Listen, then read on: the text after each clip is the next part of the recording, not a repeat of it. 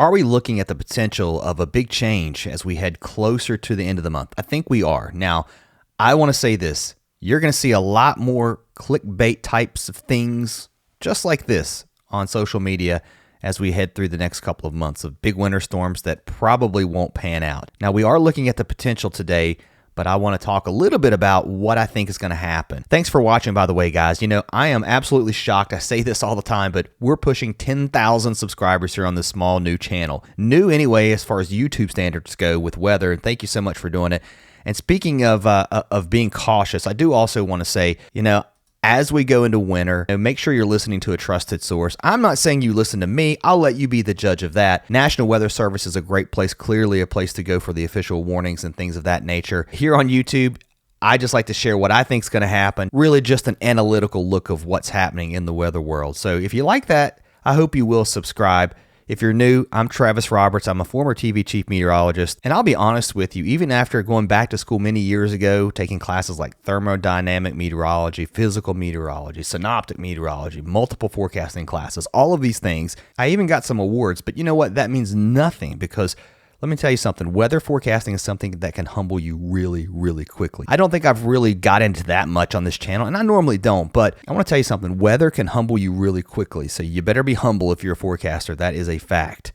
And I'll tell you what, I stay humble when I look at these weather patterns, especially far out. Let's think about this. Wednesday, Thursday, I think beyond that point in time, it's all up in the air. But we're feeling pretty good about some changes, at least I am, as we head into the end of the weekend next week. Our jet stream starts off up here, but as we head toward next weekend, a much different pattern, more of a trough and a ridge pattern.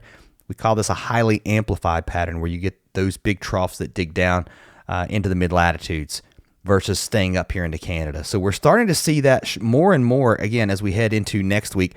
I think that gives an opportunity for some colder air to move south. I'm going to move pretty quickly through today's video. We're just going to look at precipitation as we head through the rest of the week. We've got the rain heading into Monday all across the Northeast and the Mid-Atlantic. Maybe a few light snow showers on the backside of this into the arrowhead of Minnesota, not a lot. And then rain showers into the Northeast. Our next system moving into the west, that's going to bring rain and snow here, high elevation snow. That may actually extend as far south as the Sierras. Not a lot of snow, I guess, for this part of the country standard. High pressure building into the east as we move into Wednesday. This next system moving its way across the country, we're starting to pull some moisture north out ahead of it too as our high shifts off to the east. That rain will start to pick up from the Tennessee Valley all the way down to the Gulf Coast by the time we get into Thursday. And I think this is where things get really tricky. I want to show you the European, then the GFS.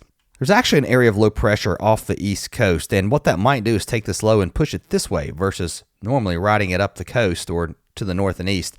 That's kind of an odd look. And then you've got this retrograding low back into New England that may bring some rain here, even some mixed precipitation trying to show up on the European. I don't know that I believe that just yet because I want to show you the GFS. One thing that I feel certain about, it's going to stay so unsettled across the Northwest.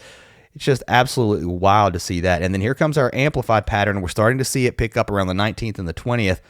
I want to go over to the GFS because and I'll tell you this, the GFS, I don't like to look at it super long term because I feel that while it has got some things right, it also has feedback issues where it starts to just really go bonkers with storms.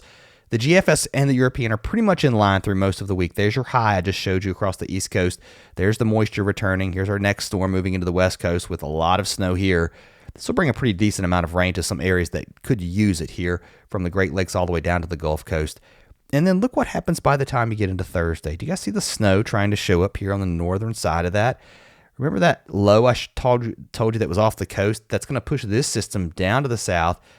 Does it get cold enough on the north side of this for a little bit of snow? I don't know that it does, but it's interesting to see it trying to show up here. That's something I'll be watching. We're talking about Thursday now by this point into early Friday morning. That moves away pretty quickly. Your GFS also trying to retrograde that low into the northeast. That could bring some more precipitation here. And here's where things get wild as we head toward the 17th, 18th, and 19th.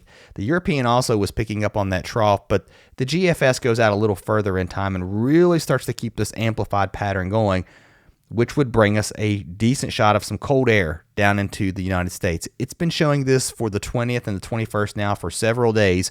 This is not changing. So when you see multiple runs trying to hint at the idea that we'll see something at least cold, now I don't know about the snow, but it definitely shows a much colder pattern by the 20th. you start paying attention. So this could be a game changer here for the East Coast, because with this, you've got strong northwest winds pushing all the way into Florida. That would push the front all the way down to Cuba, so we get cold even into Florida for November standards.